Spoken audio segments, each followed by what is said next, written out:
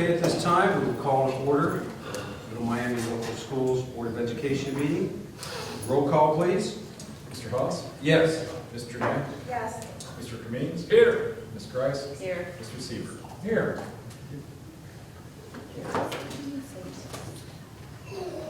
All rise.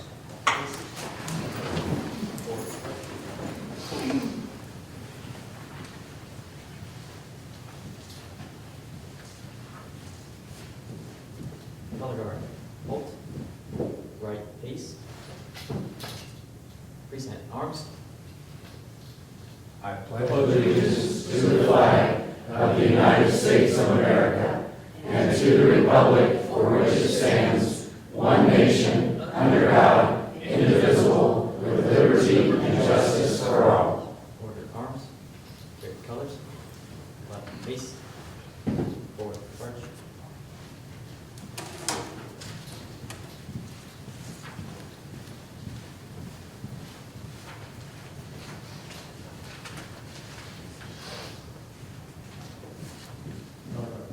Bolt, order business. Thank you. Thank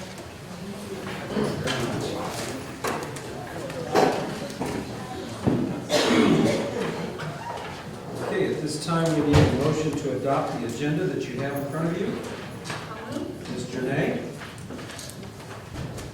I'll second. Ms. Grice?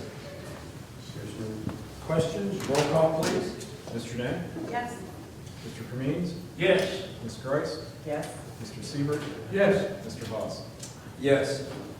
All right, at this time, we need a motion for the reading of the minutes from our November 26th meeting.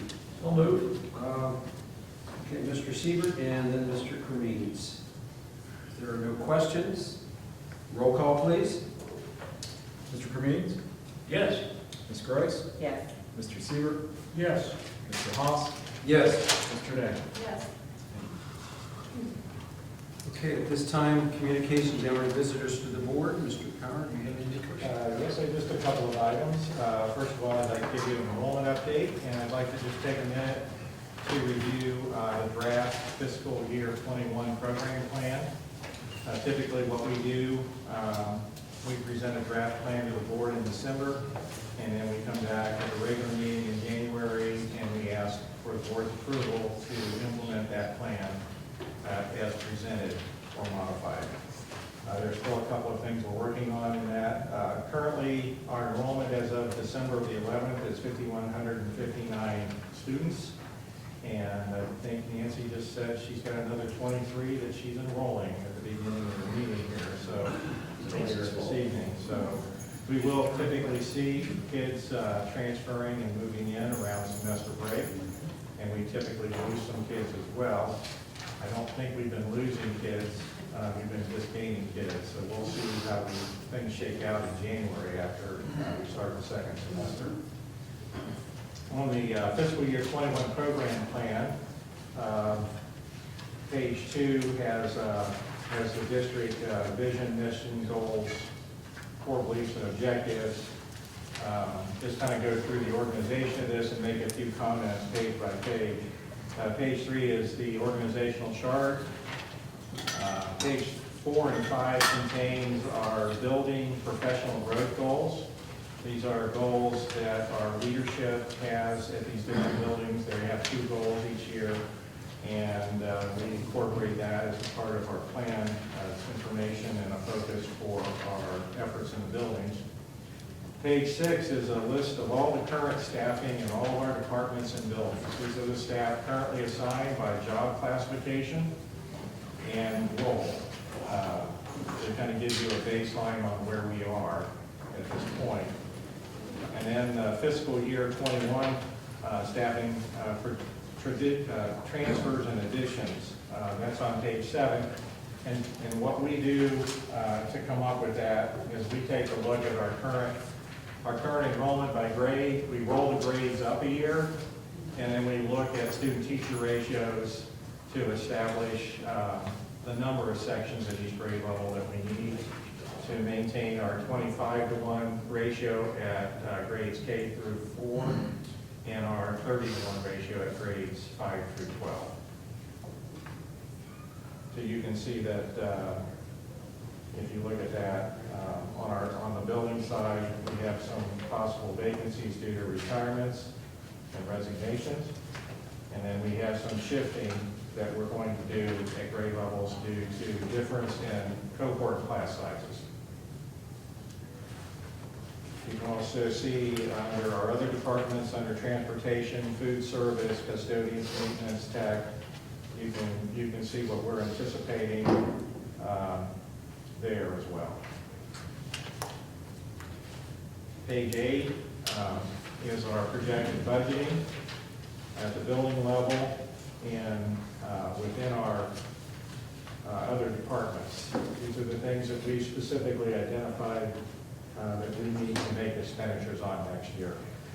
You'll note that under pre-K, under tuition fee, you'll see something that's in red there. I think currently we're charging around $288 for tuition for preschool, for a typical preschool.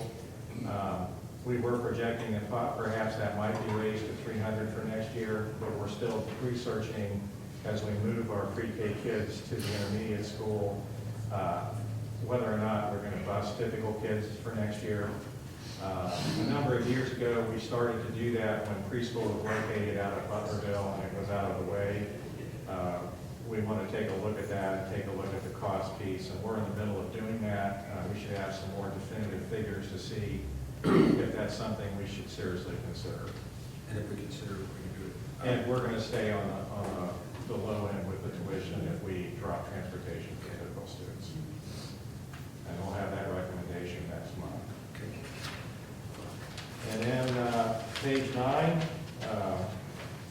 typically within our buildings, we want to look at transition planning now at this point in the culture around transition planning as we look at, after next year, reconfiguring our grade levels completely. So late last week, we did announce leadership teams. And we sent that out to the district, and we assigned administrators in the new 5-building configuration. We did that projection so that we could gain some leadership and begin to do some cohort work with the staffs at those particular grade level alignments. So a lot of that there are also some other items there, outreach into the community, some continued curriculum initiatives as well. And then just there's a copy of the recommendation to move preschool over to the intermediate building there as well. On the last page, page 10, is just a staff summary of projected future staffing as we look at growing and as we look at moving into new 5-building configuration. Those are some projections with our mental health wellness dollars that we got from the state. We're looking at increasing some mental health support services in our buildings this year and also into next year. In January, we're going to start gaining those additional resources. So that's identified for the rest of this year and for next year.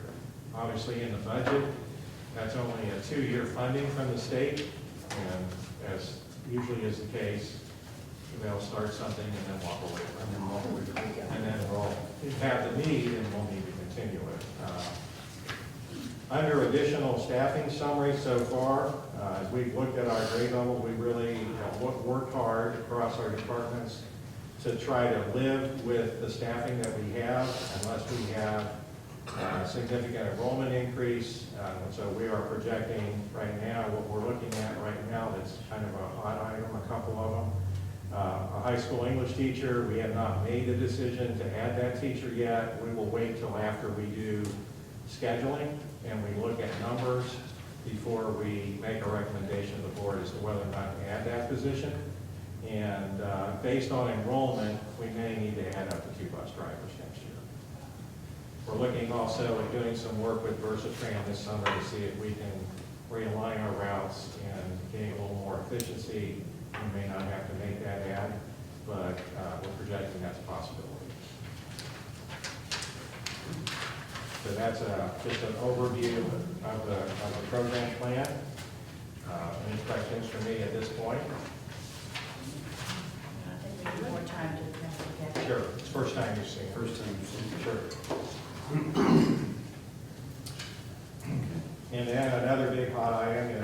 choice vouchers. I sent the board a copy of email letters that I sent to Congressman Lips and Senator Wilson.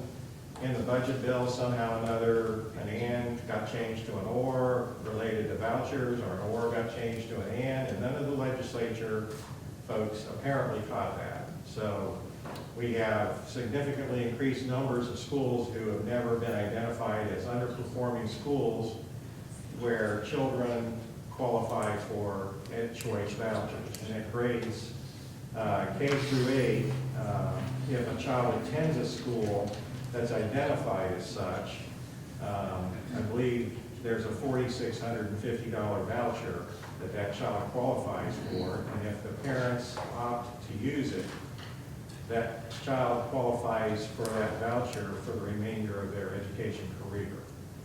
At the high school, it's, I believe, $6,000 a student. And our Salem Township Elementary was identified as one of those underperforming schools.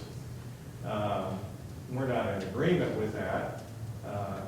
As a matter of fact, the same day that list came out of Ed Choice voucher schools, Ohio Department of Education released award-winning school lists.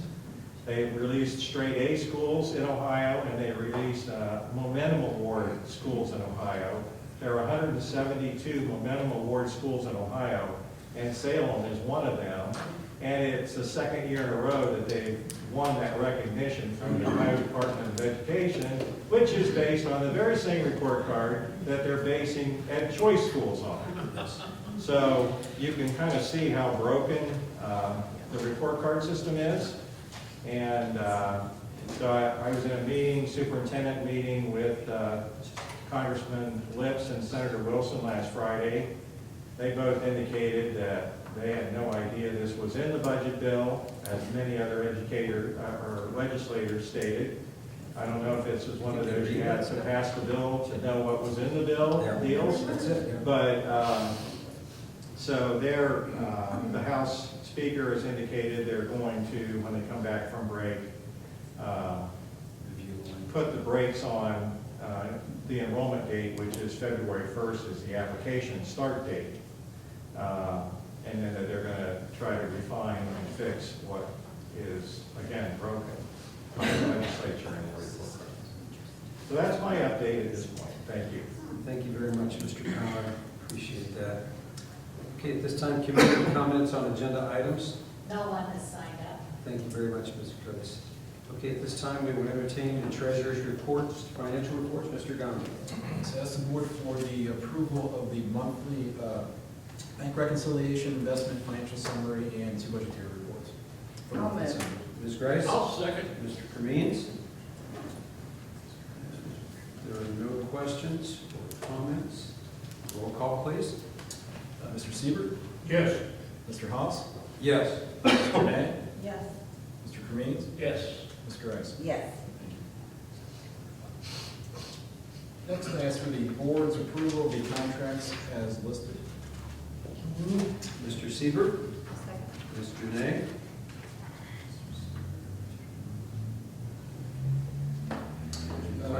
Terry, We have 3 different contracts on here.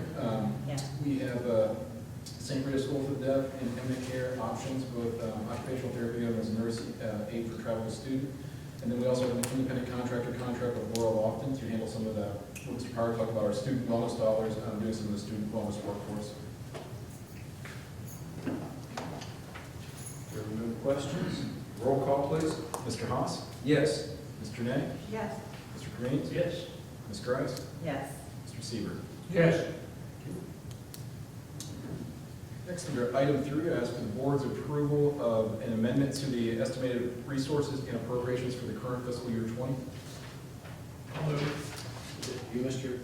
Cummings? Okay. Mr. Green? I'll second. Ms. Grice? And what exactly is this, Terry? Yeah, we're amending the appropriations. We established our permanent appropriations at the beginning of the year and amended when we need to. We're amending the debt service fund. We had bond anticipation notes that we rolled over. It was initially $5 million when we received our funds when we passed the bond levy. We did $5 million in bond anticipation notes, and the rest of the other $59 million was in bonds. to kind of control the millage. We can pay down the bond anticipation note. So we retired $1 million, sold, reissued $4 million, and this is to account for that appropriation, that expenditure, and the revenue coming in for budgetary purposes. Okay. Any questions? Roll call, please. Ms. Jornet? Yes. Mr. Kamin's?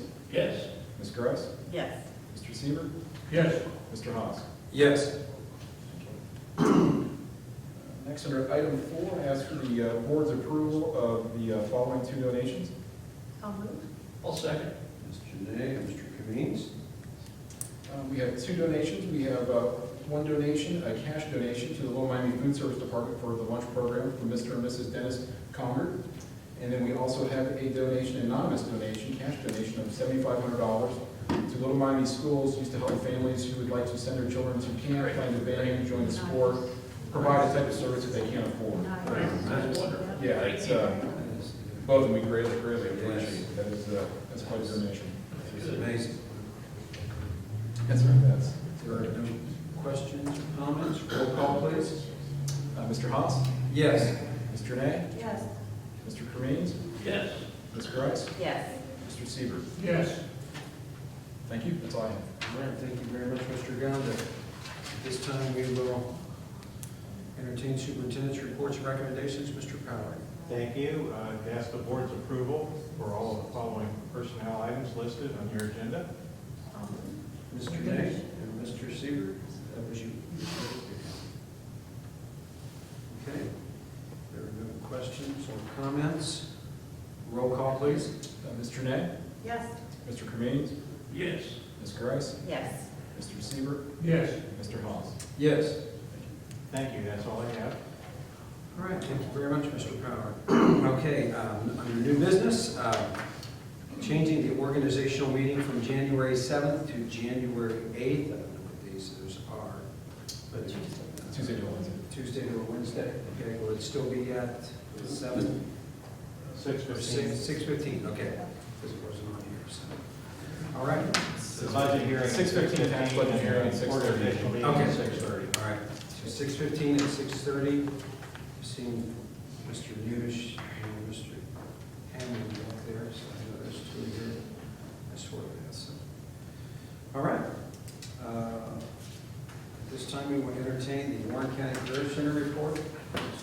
Oh, our last one. I'm just, Mike, hold Last it. one. Hold it. The last one. Yeah, just hold it in your hand and rub it. You are so nice.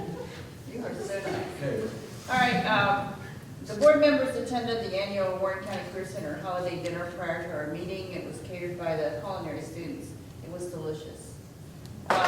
We approved new agreements with the Complete Health Dentistry, new affiliation agreement with Middletown Smile Center, and a new affiliation with the Radiant Dentistry, and a renewal of the lease of the Warren County Commissioners of the old courthouse. We also approved our Warren County Career Center board meeting dates. We also approved new physical forms for adult ed, public safety, medical evaluation forms, and physical health fitness. The board approved out-of-state travel for students participating in national career and technical student organizations. If our students win a competition and they have to travel out of state, sometimes they only have like a week that we know about it, so we had to include them in case they do win something, and almost always they do. The board accepted donations from various vendors for the fire science program and a donation of a vehicle to automotive technology from Jet Piper. We approved several policies on the tobacco use and on school premises. Our Warren County Career Center Springboro Biomedical Science Program did a presentation at the OSBA up in Columbus, and they received an award. And our legislative liaison, Mr. Kamin's, reported on the history of career technical education. And then our superintendent, Mr. Smith, gave updated enrollment reports. And our enrollment is moving forward just like here. We're growing. So with all our schools that have our satellite programs, we have in the thousands. So we're really, really growing. And it helps kids who don't want to leave their home schools. So that's all I have. Thank you very much, Ms. Grice. You're quite welcome, Mr. Hawes. And we do want to thank all the administrators and everybody for the board reports. We do read those. We appreciate that. One final thing before we go to the community comments on non-agenda items, there was something I wanted to read just quickly. Mr. Power kind of talked a little bit about this, and I just wanted to touch base on a couple of things before we leave tonight. Tonight is the last meeting for 3 of us up here, and we'll have a new board come January, but I kind of wrote down some notes, and I thought it was kind of interesting. Ms. Janae and myself have been on the board for 8 years, and in the last 8 years, as Mr. Power said, when we very first got on the board, we were in fiscal emergency, 34 months of state control, and we were able to come out of that, and we were able, I was talking to Mr. Gonda, and we paid off all of our loans from the state through fiscal emergency in less than 2 years when that was required to be paid back. And I was just kind of jotting these things down. We were able to acquire this building that we're sitting in right now to house all the administrative staff permanently. You don't know what we've done in the past. These poor folks have moved from room to room to room to room to room to room, and we were able to finally find a building for them that they could permanently call an office and a home, and we could operate out of more efficiently. We were able to repurpose the Morrow Elementary to a private sector buyer who's done a great job with it up to this point. We've added over 26 additional buses to our fleet, according to Mr. Blake, and not always brand new buses, but newer than what we had. We were able to incorporate digital one-to-one in the high school and the junior high. We reduced the pay to play from $650 a sport to $215 in the high school to $165 in the junior high. And by doing this, over in 2018, 2019, according to Ms. Briggs, we've had over 1,100 students participate in sports last year. We passed a bond issue to accommodate the ever-increasing role. Well, it's probably going to go up from there, but from fall of 2011, the school system has grown by over 1,200 students. That's one entire elementary school, when you think about it. A big elementary school, right? We broke ground on the first construction project in the district in 10 years, and from going from fiscal emergency and month-to-month finances, according to Mr. Gonda, we have current 7.8 months of cash fund balance in the bank when we were working hand-to-mouth before. He restructured the debt and saved the district over $6 million in the life of bonds, and we're still spending in the lower 40% per pupil range of our statewide average.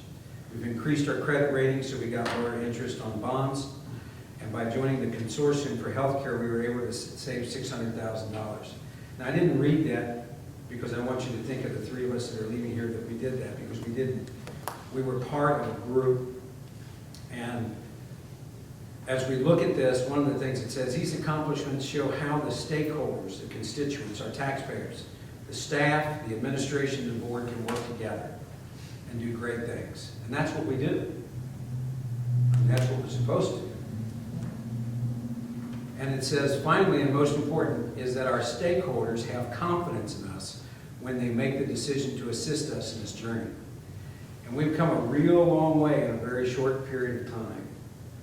And we've still got a long way to go. New board that's coming on, we have no reason to believe that it's going to be any different than it is with us on here. They're good people, and I'm sure that we need to give them the exact same support that you guys have given us.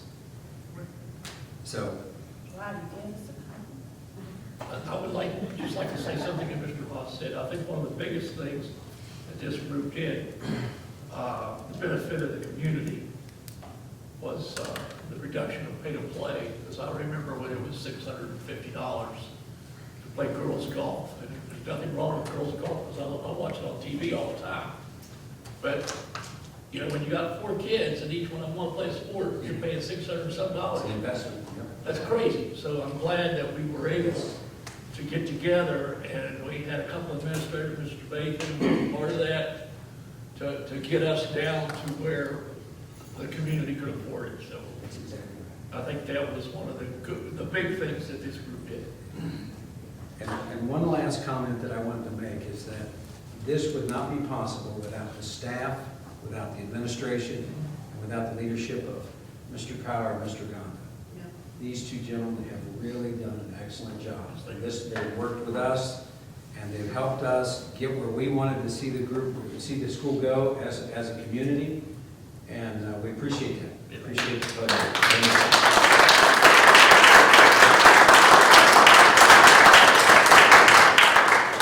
Okay, if there are no other comments at this time, community comments on non-agenda items, Mrs. Coates? No one has signed it. Okay, I at want to this, say something. Are you going to force me to say something? I just want to say that I attended the choir gala. They had a dinner and had they sang, and it was wonderful. It was just, it touched my heart. So, you know, we have good things here going, and we want to keep that and continue it. And we have some of the best teachers in this whole county. oh, yes, we do. And administrators Staff is great. and Staff is great. classified, so I'm just happy. All So right. now I'll say something, because I'll be done with it. So I got on 8 years ago because I love the kids here. The staff and the kids are the reason I come to work every day. And in those 8 years, all those things that Randy read are important. But to me, to see how our kids have developed, how they came from when they were fleeing the district, and now we have people coming to us from private schools, and they're knocking the door down to get in. To me, that shows a whole lot about all. And I commend you for the jobs you do every day. I could not do it, but I commend you for doing what you do. Just let's always put kids first, and we will rock this place. Thank you. Very much, Mr. All right, there are no other comments. I'll move. Mr. Hermes moves to adjourn. And Mrs. Janae seconds. No questions or comments, roll call, please. Mr. Cummings? Yes. Ms. Grice? Yes. Mr. Seaver? Yes. Mr. Haas? Yes. Stay. Mr. Mann? Yes. All right, thank you very much.